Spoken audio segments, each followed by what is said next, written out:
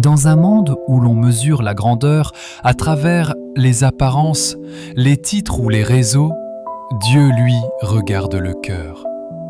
Ceux qu'il élève sont souvent passés par une longue saison de brisement, de silence et d'obscurité. Et pourtant, il y a un dénominateur commun à tous ceux que Dieu élève. Des habitudes spirituelles constantes, profondes, silencieuses. Aujourd'hui, nous allons explorer ces habitudes. Non pas pour copier des comportements extérieurs, mais pour comprendre ce que Dieu cherche chez ceux qu'il veut élever. Humiliez-vous donc sous la puissante main de Dieu, afin qu'il vous élève au temps convenable. 1 Pierre, chapitre 5, verset 6. L'humilité est la première pierre, la base inébranlable sur laquelle Dieu bâtit toute élévation spirituelle. Sans cette base, tout ce que nous faisons risque de s'effondrer, car l'orgueil ferme la porte à la grâce, mais l'humilité l'ouvre grand. Regardons Moïse.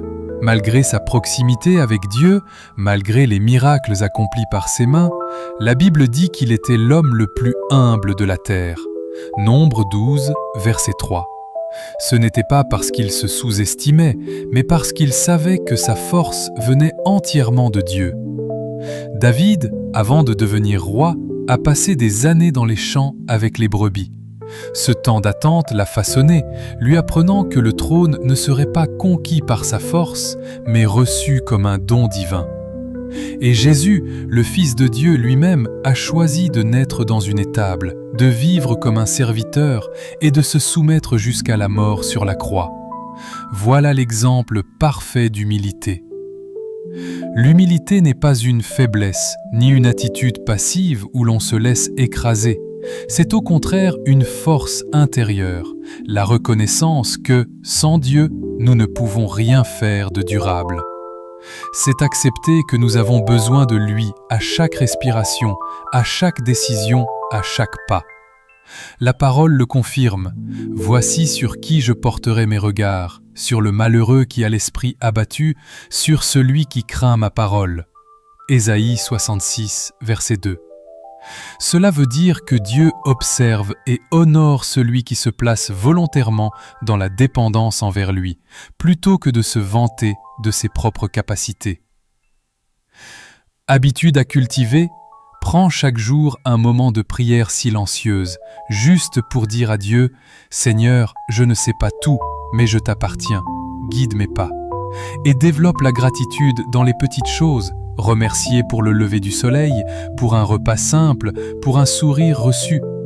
Ces habitudes forment en nous un cœur humble, prêt à être élevé au temps de Dieu. Mais l'humilité seule ne suffit pas. Si elle est le fondement, il faut aussi construire dessus. Et la deuxième habitude est essentielle, la discipline dans la présence de Dieu.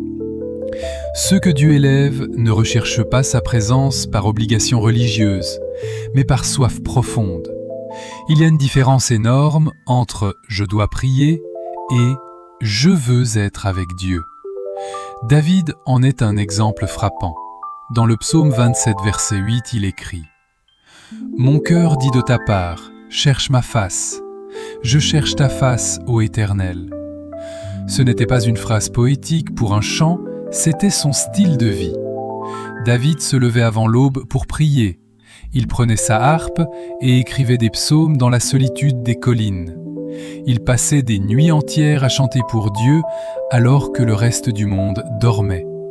La discipline dans la présence de Dieu, c'est comme un entraînement spirituel. Plus tu le pratiques, plus cela devient naturel. Moins tu le fais, plus il devient difficile d'y revenir. Et cette discipline englobe plusieurs piliers. La prière, parler à Dieu, mais aussi apprendre à l'écouter. La lecture de la parole, laisser sa vérité former notre pensée. Le jeûne, mettre de côté le confort pour affermir l'esprit. L'adoration, élever le nom de Dieu au-dessus de nos circonstances. Ce n'est pas seulement quand on sent la motivation, c'est aussi quand on est fatigué, occupé ou même découragé. C'est ce choix constant qui forge la stature spirituelle. Regardons Daniel. Quand un décret royal interdit de prier qui que ce soit d'autre que le roi, Daniel ne change rien à son habitude. Il ouvre ses fenêtres vers Jérusalem et prie 3 fois par jour, comme il le faisait depuis toujours. Daniel chapitre 6 verset 10. Il savait que cela pouvait lui coûter la vie, et pourtant, il a continué. Et c'est cette constance dans la présence de Dieu qui a ouvert la porte à une élévation incroyable dans un royaume étranger. La discipline, c'est donc refuser de se laisser diriger par ses émotions ou par les circonstances. C'est décider que la présence de Dieu est non négociable dans ta journée.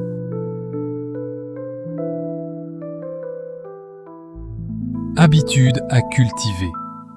Fixe des temps réguliers pour ta prière personnelle. Trouve un lieu à part. Ça peut être un coin de ta chambre, un banc dans un parc ou même ta voiture, garée quelques minutes avant d'aller travailler. Mets ce moment à ton agenda comme un rendez-vous que tu ne déplaces jamais. Éloigne les distractions. Mets ton téléphone en mode avion, ferme la porte, coupe les notifications. Une fois enraciné dans l'humilité et la discipline, il y a une autre habitude qui distingue ce que Dieu élève, l'obéissance radicale. L'obéissance, c'est dire oui à Dieu, même quand cela coûte.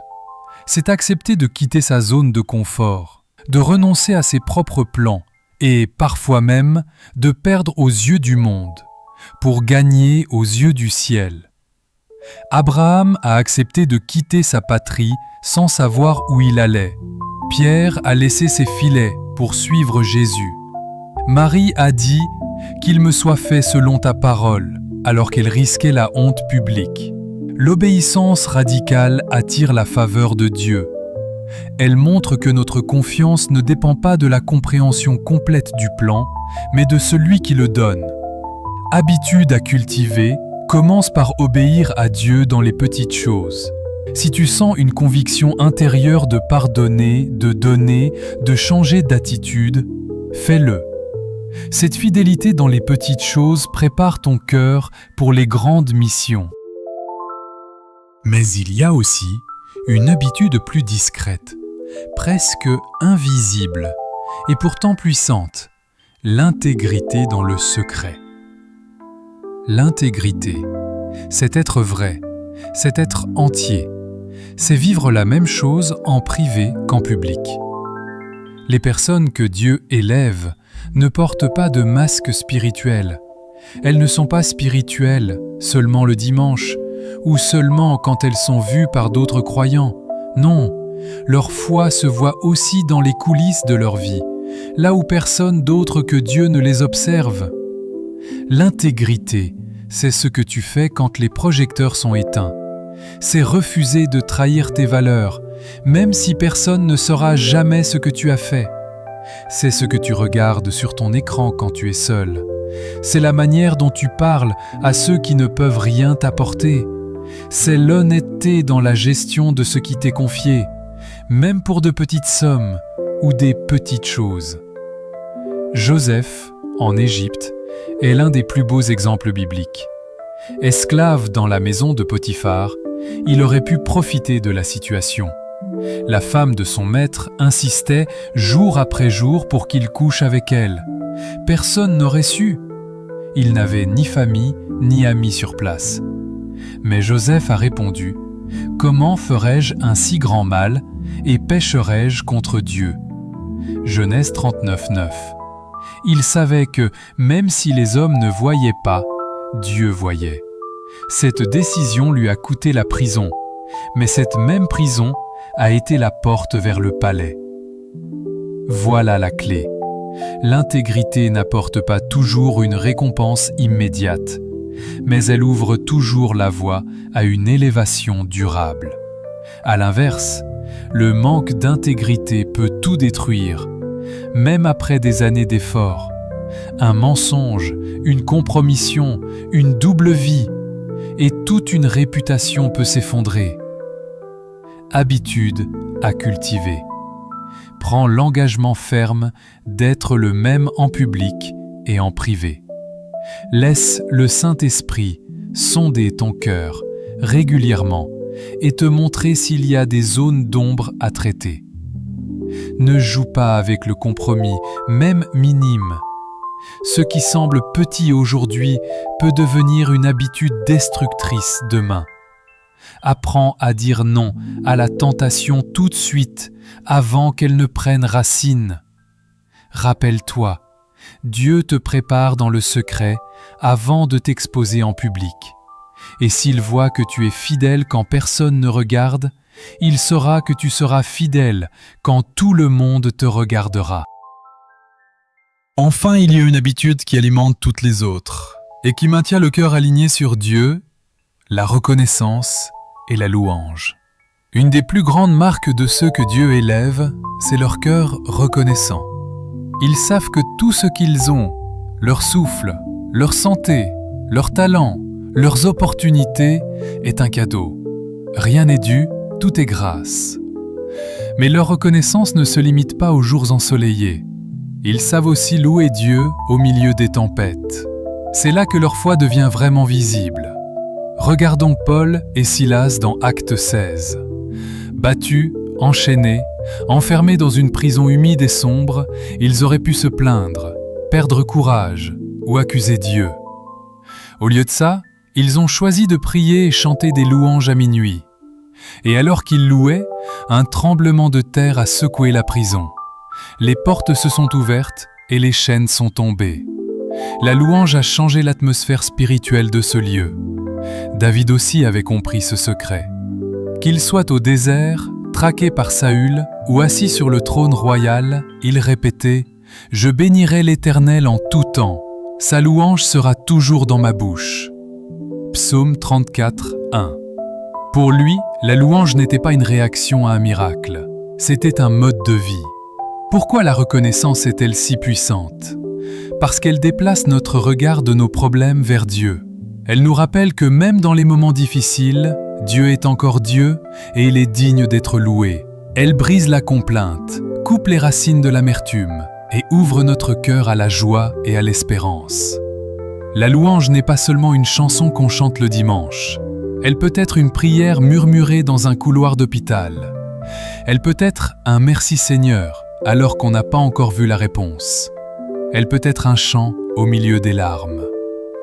Habitude à cultiver, chaque matin, avant même de regarder ton téléphone, écris 3 choses pour lesquelles tu es reconnaissant, puis exprime-les à Dieu, parle-lui simplement, ou chante, même si c'est faux, même si c'est doux et discret.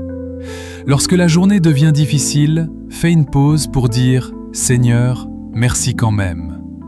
Mets dans ta playlist des chants qui élèvent ton âme, afin que la louange devienne le fond sonore de ta vie.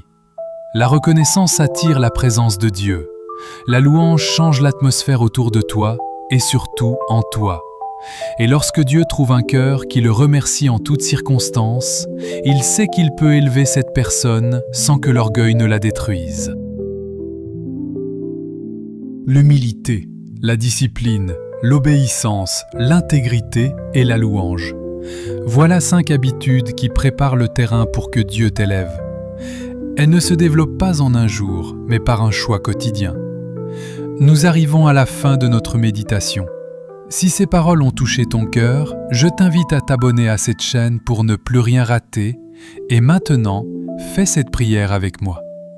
Père, je viens devant toi dans ce silence. Je ne comprends pas tout, mais je choisis de te faire confiance.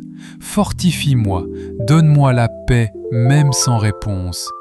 Donne-moi la foi, même sans miracle immédiat. Je sais que tu es là, même quand tu te tais. Que mon cœur ne s'égare pas, que je t'aime pour qui tu es. Purifie mes intentions, remplis-moi de patience, d'espérance et de force pour continuer. Dans le nom de Jésus. Amen. Succès et spiritualité, ici on élève l'âme et on construit la vie.